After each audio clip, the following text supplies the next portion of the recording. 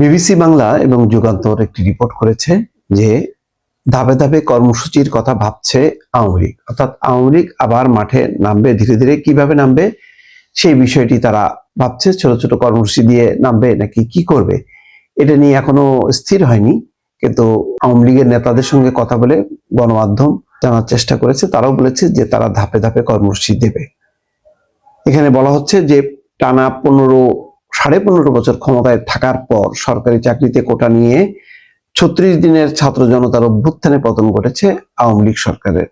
সব মিলিয়ে বিপর্যয়ে পড়ে গেছে বাংলাদেশের স্বাধীনতার পর সবচেয়ে বেশি সময় থাকা এই দলটি। গত 5ই আগস্ট পতনের পর সম্প্রতি বিভিন্ন রাজনৈতিক সমাবেশে ভার্চুয়ালি বক্তব্য দিয়ে সরব হওয়ার চেষ্টা করছেন শেখ হাসিনা। একই সঙ্গে বর্তমান পরিস্থিতিতে সংকট মোকাবেলা করে দলীয় কর্মকাণ্ড এগিয়ে নিতে দলীয় নেতাকর্মীদের নির্দেশনাও দিচ্ছেন তিনি।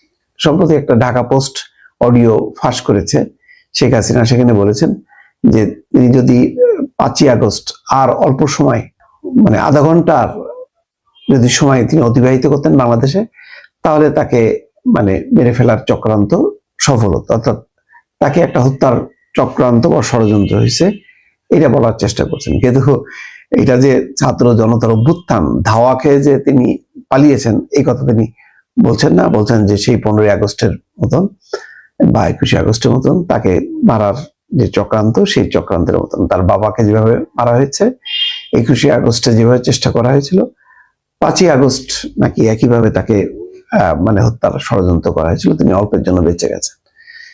হাসিনার পতনের পর থেকে আওয়ামী লীগের শীর্ষ থেকে শুরু করে তৃণমূলের নেতাকর্মীরা এক অর্থে উধাও হয়ে গেছে। এ যেন আকাশ থেকে মাটিতে পতন। অনেকেই সীমান্ত পাড়ি দিয়ে ভারতে অবস্থান করছেন, অনেকে সীমান্ত পাড়ি দিতে যে বর্ডারে ধরা পড়েছেন, কেউ কেউ আবার প্রাণ হারিয়েছেন। এই অবস্থায় আওয়ামী লীগের ভবিষ্যৎ নিয়ে মুখোমুখি নানামুখী কথা হচ্ছে। ঘুরে দাঁড়ানোর পথ খুঁজছে কি দলটি? দলের যুগ্ম সাধারণ সম্পাদক বাহাউদ্দিন নাসিম বলেছেন, অচিরেই দলের পক্ষ থেকে কর্মসূচি দেওয়া হবে। ধাপে ধাপে কর্মসূচিতে হরতালের কথাও চিন্তা ভাবনা করা হচ্ছে। কিন্তু তৃণমূল সংগঠনের যে দুর্বল অবস্থা, সেখানে দলকে চাঙ্গা করা চ্যালেঞ্জ হবে বলে অনেকে মনে করেন। রাজনৈতিক বিশ্লেষক জুবাইদা নাসরিন বলছেন, গণঅভ্যুত্থানে পতন হওয়ার পর আওয়ামী লীগ দল হিসেবে জনগণের মুখোমুখি কিভাবে হবে সেটা হচ্ছে দলটির জন্য সবচেয়ে বড় চ্যালেঞ্জ। তিনি বলেন, চ্যালেঞ্জ হচ্ছে আওয়ামী লীগ জনগণের সামনে কিভাবে আবার দাঁড়াবে, কি কৌশল নিয়ে দাঁড়াবে, কি বার্তা নিয়ে দাঁড়াবে, কি উদ্দেশ্য নিয়ে দাঁড়াবে, কি কর্মসূচি নিয়ে দাঁড়াবে। আবার জনগণের সামনে আসলেও জনগণ তাদের বার্তাকে কিভাবে নেবে এখনো অনিশ্চিত। নেতারা প্রকাশ্যে বলছেন কর্মীরা কিভাবে সামনে আসবে। এখন এই যে তত্ত্বাবধায়ক সরকার প্রবর্তন, তার অধীনে নির্বাচন, এই নির্বাচনের কি বিরোধিতা করবে পদ্ধতির? বরং দলীয় সরকারের অধীনে কি ন্যাক্কারজনক জালিয়াতির নির্বাচন হয় এটা জনগণ জানে, আওয়ামী লীগের নেতা কর্মীরাও জানে। এখন যে নতুন যে নির্বাচন, যেটা এখন গণঅভ্যুত্থানের পর এমন হইতে পারতো যে তারা বলতে পারতো যে আওয়ামী লীগ তো নেই, এখন আমরা আমাদের মতো করে নির্বাচন করবো না, তা তো বলেনি। তারা সেই তত্ত্বাবধায়ক সরকার ব্যবস্থা প্রবর্তন করছে, তার অধীনেই নির্বাচন। এই কাঠামোর কি বিরোধিতা করবে আওয়ামী লীগ? সেই নৈতিক অবস্থান কি আছে তাদের? হাসিনার দেশ ছেড়ে পালানোর পর ধাপে ধাপে তাকে নেতা কর্মীদের সঙ্গে যোগাযোগ স্থাপন করে প্রকাশ্যে আসতে দেখা গেছে।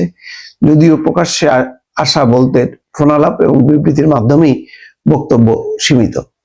প্রথমবারের মতো শেখ হাসিনা ফোনালাপের মাধ্যমে নেতা কর্মীদের সামনে আসেন আওয়ামী লীগ সরকার পতনের 1 সপ্তাহ পর, 12ই আগস্ট। সে সময় একটি জেলার আওয়ামী লীগ নেতাদের সঙ্গে তার কথোপকথন সামাজিক যোগাযোগ মাধ্যমে ছড়িয়ে পড়ে। এরপর মাসখানেক ধরে শেখ হাসিনা কথা বলেছেন মূলত বিভিন্ন এলাকার তৃণমূলের অপরিচিত নেতাদের সঙ্গে। এসব ফোন আলাপের পর প্রকাশ পেয়েছে সামাজিক যোগাযোগ মাধ্যম। তবে তৃতীয় ধাপে এসে তাকে প্রথমবারের মতো কথা বলতে দেখা যায় দলীয় কোনো ফোরামে, যেটা শুরু হয় গত সেপ্টেম্বর মাসে। মূলত প্রবাসী আওয়ামী লীগের বৈঠকে ভার্চুয়ালি যোগ দেন তিনি। যুক্তরাজ্য, যুক্তরাষ্ট্র সহ কয়েকটি দেশের প্রবাসী আওয়ামী লীগ নেতাদের বৈঠকে টেলিফোনে বিভিন্ন বিষয় নিয়ে কথা বলেন। সর্বশেষ এখন দলের দেশে এবং বাইরে অবস্থানরত সব স্তরের নেতা কর্মীদের সঙ্গে ভার্চুয়ালি কথা বলছেন তিনি। এই বৈঠকের উদ্দেশ্য দলকে সাংগঠনিকভাবে সক্রিয় করা। কিন্তু দেশের ভিতরে যেখানে দলের কোনো নেতাকে প্রকাশ্যে দেখা যাচ্ছে না, সেখানে দল কিভাবে সংগঠিত হবে সেটাই প্রশ্ন। এখন বাইরে তারা সংগঠিত হচ্ছে, অনেকে ইউটিউবে সক্রিয় হচ্ছে তাদের পক্ষে। এই হচ্ছে আপাতত অবস্থান। জানতে চাইলে আওয়ামী লীগের যুগ্ম সাধারণ সম্পাদক বাহাউদ্দিন নাসিম বলছেন, নেতা আত্মগোপনে থাকলেও সেটা দলের